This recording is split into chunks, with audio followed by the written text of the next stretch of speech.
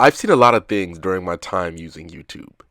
I've seen Angry Joe continue what looks like a fruitless campaign against Madden because Madden fans are just going to keep buying the same game repeatedly, not realizing EA is just insulting their intelligence, and they know the Madden community will never truly do anything to stop them. I've seen Azers become one of the best YouTube success stories that more people really need to talk about. I'm still waiting for his next hit songs and rap impressions video, but I understand the man is pretty busy these days.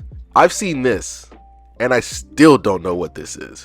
What the hell is here? Huh? But I've never seen anything like this. I've been wanting to come online and talk to you about a few things. Even though my team has strongly advised me to not say what I want to say, I recently realized that they never said that I couldn't sing what I want to say, so.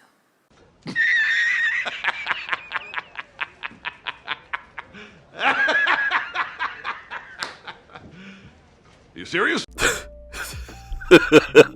Like, bro, what is this? Like, what is this for real? All aboard the toxic gossip train. You're chugging down the tracks of misinformation. The toxic gossip train. You got a one-way ticket to manipulation station. Man, what the fuck is you talking about? What the fuck was that? I'm sorry, man. She really thought this was a good idea. Like, in her mind, she saw that ukulele and said, Oh yeah, it's all coming together. now I'm not familiar with apology videos at all. In fact, I always kind of thought they were kind of dumb. I mean, the apology video is great and all, but it's your actions after the video, I guess, that matter. I mean, don't the Paul brothers have like a few of these things? I've made a severe and continuous lapse in my judgment. So that was a fucking lie. I first heard of this woman from this guy. Sup, you beautiful bastards. Welcome back to the Philip DeFranco Show, your daily dive into the news, which we have a lot to talk about today, so buckle up, hit that like button, and let's just jump into it. In fact, this ukulele career fumbling apology video because I refuse to call this video anything else. Prior to this, I knew nothing about, what's her name again? A few moments later. Bro, this lady's weird as fuck. I'm getting, my skin's crawling. Now I'm not a lawyer. I have no experience with the law at all. Hell, I was even trash playing the game LA Noire. I still haven't beat that game yet. But this was a really bad idea. I understand that she went rogue, probably against the advice of her legal team, but damn, talk about completely destroying your career over the course of 10 minutes. There is a certain kind of arrogance in this that is quite impressive. I feel really bad for her lawyers because she just made their job a lot harder. I hope someone never shows this video to the legal eagle. While that man makes amazing content, this literally deserves none of his time. And also, I feel like I would watch his head explode watching this because it's just so dumb. Also, my guy, if you ever watch this video, actually, let me be respectful, sir. Where do you get your suits from? I feel like right now I can't afford them, but they look great. And maybe one day I can swing one. Anyway, if you don't know anything about Colleen Bellinger, just search her name and you'll see a ton about her on YouTube itself. People out here dropping essays, documentaries on her. Because quite frankly, now feels like she kind of needs her. I'm not saying kind of. She needs to be examined, and whatever she's into needs to be talked about. If you want to know about the myriad of allegations against her in a clear and concise way, check out Philip DeFranco's video on her. It's pretty good. I'll link in the description below. And now for something completely different. The Bakugo video. I know it's weird giving an update like this, especially since I basically made a video on this very topic, which now that I look at it every day, I'm just like, I mean, it's better than the community posts on YouTube because I feel like those are kind of hard to read sometimes. I could have, that video could have been better. Maybe I could have cracked more jokes on, but now I'm tripping. It's 6 o'clock in the morning here. Just want to let you know I have finished reading the My Hero Academia manga and rewatching the anime. And I know I said that the manga was really a chore to read through, but I don't know how to describe it. You know, whenever you read a manga and it kind of sucks, or it's a chore, it's kind of hard to read. Now you just kind of hit that stride, right? And now all of a sudden you're like, oh, it's on chapter 105, and all of a sudden I'm like, I'm on chapter 175. What happened? You know, you just kind of read, and like I hit my stride. I rewatched the anime. And and I wanted to just talk about the series for a little bit, and I guess you can also kind of count this as a quick review of the series. But let me get started. Let me look at my notes here. So I might be spoiling parts of my future Bakugo video, but I assume that most of you guys will forget about that by the time the video comes. So fingers crossed. Now that the details have been laid out, and after like basically mainlining the series, like literally put the series in my veins basically over the last couple months, I found the series, in my opinion, to be mid. But it's like mid, but it fluctuates, if that makes any sense. Like there are times where I thought the series was killing it. I was like, yo, this is fantastic. And there are other times I'm like, this shit's mid as fuck. Sorry for cussing, and I'm sorry. It's just I see a lot of wasted potential with this series. Like there's not enough characters get enough time to shine. Like I would eliminate, like let's Mineta. Oh my god, bro. Oh hell no, man. What the fuck, man? Why is Mineta there? I guess that he's there to be like the pervert that you get in like every anime basically. But like give that to someone else.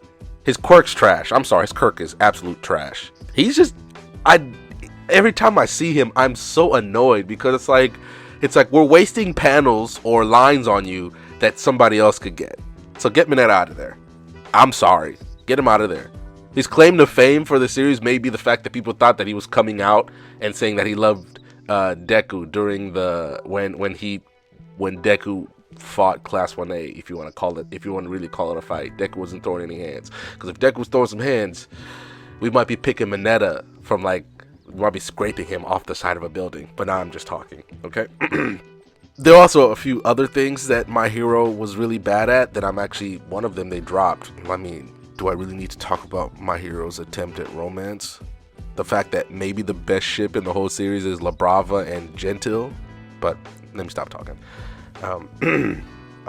For instance, I am fascinated by the concept Stain represents.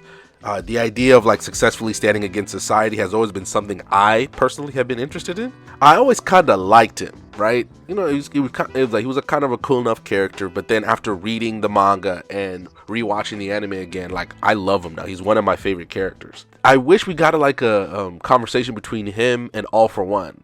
Like I wished, because he got to kind of do his his review on Deku plus a few classmates. We got to see him talk to All Might and actually legitimately be the one who talked no jutsu All Might back into the game after Deku was being Batman for an arc. But him and All For One, I think they could have like an explosive like verbal confrontation, because there's nothing Stain could do to actually like harm All For One, right? All For One at this point, even before like the final arc started and he started his plan, he was too strong for Stain to do anything. But I think having like All For One verbally joust with Stain and then maybe even lose, I think the lasting legacy of My Hero Academia, I think as it goes on, I think the people will recognize the show as being like good. Okay, I can't say people because I can't speak for other people. At least for me, I will see the series as being good but not great. Like, it has a lovable but underutilized cast, fantastic action sequences, a pretty good anime, and a lot of wasted potential. I guess you could say this for every shonen as well, but this series in particular, in my opinion, has a lot of spin-off potential. We could see All Might in his prime, even though I know we've gotten glimpses, but to actually just freaking see it would be awesome. We could see happens after All For One is defeated and maybe a new threat pops up to challenge the members of Class 1A when they're fully fledged heroes, so like a future series, right? Maybe we could see how other heroes in the same world operate. Like, I know we've gotten glimpses, Star Stripe from America. We've got that Egyptian dude from Egypt. We got a few other heroes. Maybe we could see those heroes. Like, we could focus on the Egyptian hero, for instance, and we get like a little mini series about him, like in Egypt stopping the threat, but to kind of see how Horikoshi in particular could depict that with another culture, I think would be really fantastic to see. What was it? A spin-off for me personally that I would like to see? I would like it to focus on Tenya Ida. I know we have a very good idea of who Tenya is, right? But I wanted the spin-off to focus on the time right after he fought Stain. Like maybe, let's just say he went home for like a few days before coming back to UA. I understand that Ida will never even tolerate Stain, but deep down, even he knows what Stain said about him during their fight was correct, and maybe Stain's overall stance on heroes as well. I think we could get a really good look at him and his family, and we could finally understand how Ida became who he is. We got a little taste with his brother, but that's not enough. Pause! You know? We could see him like confront his insecurities about being the next Ingenium, since the title got passed on to him, right? And we could also see how his brother struggles with being paralyzed now, not being Ingenium anymore. Like getting like a really deep dive look at that family, and maybe we could even see about his history, maybe who was the first Ingenium, and then we could go from there. But we could also give a chance to maybe introduce another one of like the Ingenium's rogues into the picture, and then you could have a boss fight that way. Maybe it's not going to be a fight where they're ever in danger, so to speak, but I think it's the fact that maybe his brother and Ida come together in that moment. Or maybe we see like his dad pulls out his old Ingenium suit, and then he jumps in a fray for one last fight or something like that. But I think we could really get to see Ida in a new light. I have this begrudging respect for him, right? Because he's really, he's a straight shooter, all this and that. I love his quirk. I am fascinated by his quirk. I love his quirk. That's fucking crazy. It's like, it's a really like smart way to basically have another Flash, especially when you do stories like this where you're basically having a group of heroes together, and you're always like, who's the speedster, who's the speed guy, you know?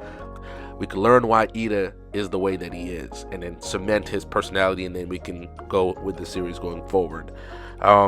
Anyway, I'm shooting for the Bakugo video to be done in a month or two, give or take. I do have a couple more videos going, which I'm lucky I started these videos, like at least editing them and getting whatever I needed to make them before I started reading the My Hero Academia series. So I'll make sure those are ready to go in the meantime to keep you guys going. I had something else to say. It's not important if I forget it. Anyway, guys, thank you guys for watching, and I'll see you guys soon. Thank you so much for being patient with me.